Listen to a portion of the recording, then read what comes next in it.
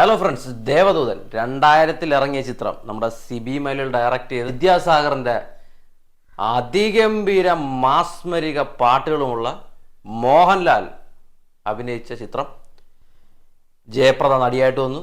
ഈ സിനിമയെക്കുറിച്ചൊന്നും ഈ കാര്യങ്ങളൊന്നും നമ്മൾ പറയേണ്ട കാര്യമില്ല.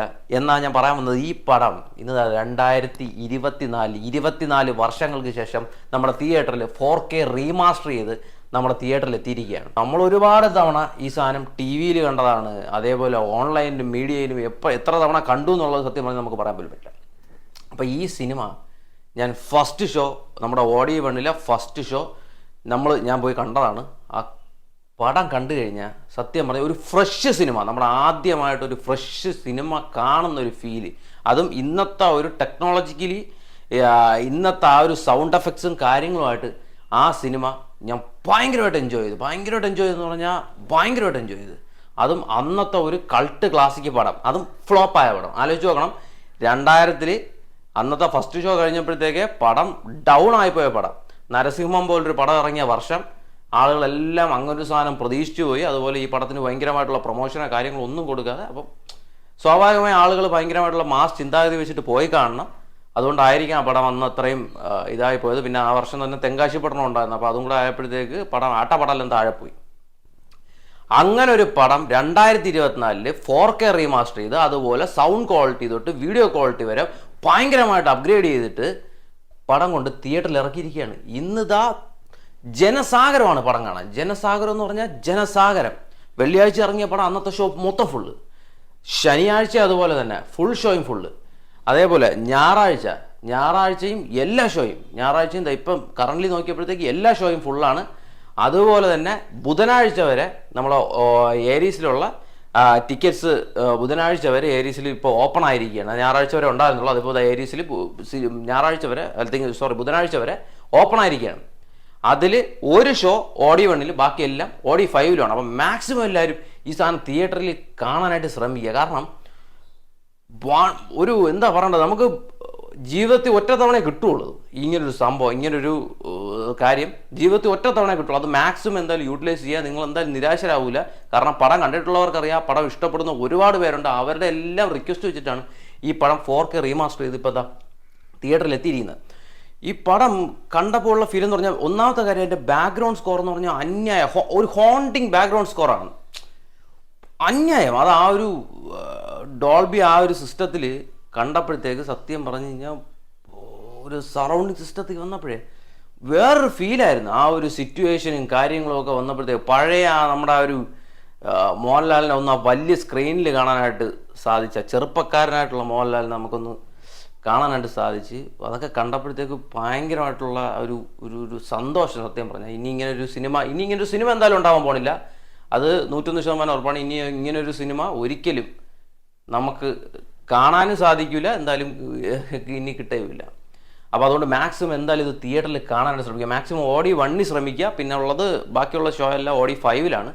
അതും മോശമൊന്നുമല്ല ഞാൻ പറഞ്ഞത്. ഓഡിയോ 1 ആകുമ്പോഴത്തേക്ക് വലിയൊരു ഓഡിയൻസിൻ്റെ കൂടെ ഇരുന്ന് നമുക്ക് പടം കാണാനായിട്ട് പറ്റും. സത്യം പറഞ്ഞാൽ ഈ പടത്തിൻ്റെ ലാസ്റ്റ് ആ ക്ലൈമാക്സിൽ ആ എന്തോരോ മഹാനുഭാവുലു എന്ന് പറഞ്ഞ ആ ഒരു പാട്ട് ലാസ്റ്റ് ക്ലൈമാക്സ് കാണിക്കുന്നുണ്ട്.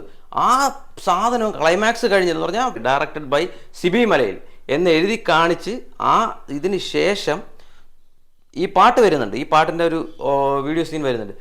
ആ സീനും കഴിഞ്ഞിട്ടാണ് ആളുകൾ അതിൽ നിന്ന് എഴുന്നേറ്റ് പോയത്. ആ സീറ്റിൽ നിന്ന് എഴുന്നേറ്റത് ആ ഒരു സീനും കഴിഞ്ഞിട്ടാണ്. അത്ര എഫക്റ്റാണ് ആ ഒരു പാട്ടിന് ഈ സിനിമയിലുള്ളത്. ഞാൻ പറയാതെ തന്നെ അറിയാം. ആ ഒരു സത്യം പറഞ്ഞാൽ അത് തിയേറ്ററിൽ പോയി കാണുക. എനിക്ക് കൂടുതലൊന്നും പറയാനില്ല. ഇതൊരു വൺ ടൈം വണ്ടറാണ്. ഇപ്പോൾ പ്രവാസികൾക്ക് കാണാൻ യാതൊരു ഇതുമില്ല. നാട്ടിലുള്ളവർ എന്തായാലും ഇത് തിയേറ്ററിൽ പോയി കാണുക, എൻജോയ് ചെയ്യുക. ഇനിയിപ്പോൾ അടുത്ത് ഇതേപോലുള്ള ഒരുപാട് സിനിമകൾ വരുന്നുണ്ട്. ഇനിയിപ്പോൾ അടുത്ത മാസം മണിച്ചിത്രത്താഴ് വരുന്നുണ്ട്. ഇതിനെക്കാട്ടി അപ്പുറം റെസ്പോൺസ് ആയിരിക്കും മണിച്ചിത്രത്താഴിന് കിട്ടുക എന്നാണ് വിശ്വാസം. കാരണം ഭയങ്കരമായിട്ടുള്ളൊരു കൾട്ട് ക്ലാസിക്ക്, അന്നത്തെ എത്രയോ അവാർഡുകളും കാര്യങ്ങളും എല്ലാം റെക്കഗ്നീഷനൊക്കെ കിട്ടിയൊരു പടമാണത്. അതെന്തായാലും 4Kയിൽ വരുമ്പോൾ ഇപ്പോൾ ഈ പടത്തിൻ്റെ തന്നെ തുടക്കത്തിൽ ഇതിൻ്റെ ട്രെയിലർ കാണിക്കുന്നുണ്ട്. അതിപ്പോൾ യൂട്യൂബിലൊന്നും വന്നില്ല എന്ന് തോന്നുന്നു, ടീസർ മാത്രമേ യൂട്യൂബിൽ വന്നുള്ളൂ. ഇതിൻ്റെ ഒരു ട്രെയിലർ ഈ പടത്തിൻ്റെ തുടക്കത്തിൽ എന്ന് പറഞ്ഞാൽ ദേവദൂതൻ പടത്തിൻ്റെ തുടക്കത്തിൽ നമ്മൾ തിയേറ്ററിൽ കാണിക്കുന്നു. അതിൻ്റെ ആ ഒരു സൗണ്ട് ക്വാളിറ്റി മിക്സ് എന്നൊക്കെ പറഞ്ഞാൽ അന്യായ മിക്സാണ്, സൂപ്പറായിട്ടുണ്ട്. എന്തായാലും അതും ഫസ്റ്റ് ഷോ എന്തായാലും തിയേറ്ററിൽ കാണണം. അതും 4K തന്നെ, RGB 4K RGB OD1 അതിൽ തന്നെ കാണണമെന്നാണ്. അപ്പോൾ എന്തായാലും ഇത് കാണാത്തവരുണ്ടെങ്കിൽ പോയി കാണുക. പിന്നെ വേറൊരു കാര്യം കൂടെ പറയാനുണ്ട്. ഇപ്പം ഈ പടത്തിൻ്റെ തന്നെ തിയേറ്റർ റെസ്പോൺസ് എടുക്കാൻ പോയപ്പോഴത്തേക്ക് ഒരുപാട് പേര് ഈ പടം കണ്ടിട്ടില്ല. ഇന്നത്തെ ജനറേഷനിലുള്ള ഒരുപാട് പിള്ളേർ ഈ പടം കണ്ടിട്ടില്ല എന്ന് പറഞ്ഞാൽ ഇതുവരെ TV യിലോ കാര്യങ്ങളോ ഒന്നും കണ്ടിട്ടില്ല. അവർ ആദ്യമായിട്ടാണ് ഈ സിനിമ തിയേറ്ററിൽ വന്ന് കാണുന്നത്. അവരൊക്കെ ഭയങ്കര അഭിപ്രായമാണ് പറഞ്ഞത്. ഭയങ്കരമായിട്ടുള്ള മോഹൻലാൽ ഇങ്ങനൊരു പടം, ഇങ്ങനൊരു സംഭവം മോഹൻലാൽ എന്നൊക്കെ പറഞ്ഞിട്ട് പോയവരുണ്ട്. എനിക്കതിൽ നിന്ന് മനസ്സിലാക്കിയെന്ന് പറഞ്ഞാൽ ഇപ്പോഴത്തെ ഭൂരിഭാഗം പിള്ളേരും ആറാട്ട്, യെല്ലോണ്, മോൺസ്റ്റർ, ബിഗ് ബ്രദർ, മരക്കാറ്, മഴക്കാറ് ഇതെല്ലാം മാത്രമേ കണ്ടിട്ടുള്ളതെന്നാണ് എനിക്ക് തോന്നണത്. ഈ പഴയ പടങ്ങളൊന്നും ഇവരാരും കണ്ടിട്ടില്ല. ഈ ലേറ്റസ്റ്റ് ഇങ്ങനെയുള്ള പടങ്ങൾ കണ്ടിട്ടാണ് മോഹൻലാലിനെ ഭയങ്കരമായിട്ടുള്ള രീതിയിൽ വിമർശിക്കുന്നത്. എന്ത് മനുഷ്യനാണിത് എന്നുള്ള ലെവലിൽ വിമർശിക്കുന്നത് ഇന്നത്തെ ഈ ഇപ്പോൾ ഇറങ്ങുന്ന ലൊടുക്ക് പടങ്ങൾ കണ്ടിട്ടായിരിക്കണം. പഴയ പടങ്ങൾ നിങ്ങൾ കാണുക, പഴയ പടങ്ങൾ കണ്ടിട്ട് നിങ്ങൾ സംസാരിക്കുക. അദ്ദേഹത്തിൻ്റെ കപ്പാസിറ്റി എന്താണെന്നും അദ്ദേഹത്തിന് എന്തൊക്കെ ഇനി ചെയ്യാൻ പറ്റുമെന്നും എന്നുള്ളതെല്ലാം നിങ്ങൾക്ക് ആ സിനിമ കണ്ടാൽ മനസ്സിലാവും. ഇല്ലെങ്കിൽ ദേവദൂതം പോയി കാണും. ഇത് കാണുമ്പോൾ നിങ്ങൾക്ക് മനസ്സിലാവും അയാൾ എന്തായിരുന്നു എന്നുള്ളത്. ഇല്ലെങ്കിൽ നീ അവരുടെ പഴയ പടങ്ങൾ കാണും, കണ്ടിട്ട് വിലയിരുത്ത്. ഇന്നത്തെ സിനിമകളെന്ന് പറഞ്ഞാൽ ഒന്നുമില്ല, അദ്ദേഹത്തിന് അഭിനയിക്കാൻ പോലും അത്രയും അഭിനയിക്കാനുള്ള ആ ഒരു സംഭവ സാധനങ്ങളുള്ള പടങ്ങളില്ലെന്ന്. അങ്ങനത്തെ ഒരു തട്ടിക്കൂട്ട് സ്ക്രിപ്റ്റും തോന്നിയ പോലെ ഒരു സാധനവും കൊണ്ടുവച്ച് സ്ക്രീൻ പ്ലേയും കൊണ്ട് വെച്ചിട്ട് ഇതിൽ മോഹൻലാൽ അഭിനയിക്കുക എന്ന് പറഞ്ഞാൽ അയാളുടെ മാക്സിമം ചെയ്യുന്നുണ്ട്. പിന്നെ ഒടിയൻ പോലൊരു സിനിമ വന്നിട്ട് അദ്ദേഹത്തിൻ്റെ മുഖത്ത് എന്തൊക്കെയോ പരിപാടിയിൽ ചെയ്തിട്ടുണ്ടെന്നൊക്കെ പറയുന്നു. അത് ശരിയാണ്, മുഖത്ത് ചേഞ്ചുകൾ വന്നിട്ടുണ്ട്, ആയിരിക്കാം ചേഞ്ചുകൾ വന്നിട്ടുണ്ട്. പക്ഷേ അത് ഇനിയിപ്പം നമ്മുടെ ഗൂഗിളിലും ബാക്കി കാര്യങ്ങളൊക്കെ നോക്കിയപ്പോൾ പറഞ്ഞാൽ ഇതൊരു വർഷങ്ങൾ വരുമ്പോഴത്തേക്ക് ഈ സാധനങ്ങളിൽ ചേഞ്ച് വരാം. മുഖത്തുള്ള ഇത് തിരിച്ച് നോർമലിൽ വരാം. ഇപ്പം ആദ്യം ഉണ്ടായിരുന്ന ആ ഒടിയൻ പീരീഡിൽ ഉണ്ടായിരുന്നതിനെക്കാട്ടി എന്തു മാറ്റം, നല്ല രീതിയിലുള്ള മാറ്റം മുഖത്ത് നമുക്ക് കാണാനായിട്ട് സാധിക്കും. അതൊക്കെ വിടുക. അതെല്ലാം എന്തായാലും ഇനി അങ്ങോട്ടുള്ള പടങ്ങളിൽ നല്ല ചിത്രങ്ങൾ വരികയാണെങ്കിൽ, നല്ല സ്ക്രിപ്റ്റുള്ള പടങ്ങൾ വരികയാണെങ്കിൽ അദ്ദേഹത്തിൻ്റെ അത് കാണാമെന്നുള്ളതേ ഉള്ളൂ. അടിപൊളിയായിട്ട് കാണും, അത്രേ ഉള്ളൂ. എനിക്ക് പറയാനുള്ളതേ ഉള്ളൂ. നിങ്ങൾ പഴയ തലമുറ അല്ലെ പുതിയ തലമുറ ഇപ്പോഴും ഈ ആറാട്ട് വെലോണും ഒക്കെ കണ്ട് മനസ്സിലാക്കാതെ അദ്ദേഹത്തിൻ്റെ പഴയ പടങ്ങളുണ്ട്, അതൊക്കെ ഒന്ന് കാണും. അതൊക്കെ ഒന്ന് കണ്ടിട്ട് വിമർശിക്കുക. അദ്ദേഹത്തിനെ കൊണ്ട് പറ്റും എന്നുള്ളത് മനസ്സിലാക്കുക, അത്രേ ഉള്ളൂ എനിക്ക് പറയാനുള്ളത്. എന്തായാലും ഈ ദേവദൂതൻ 4Kയിൽ റീമാസ്റ്റർ ചെയ്ത എഡിഷൻ തീർച്ചയായിട്ടും നിങ്ങൾ തിയേറ്ററിൽ പോയി കാണുക.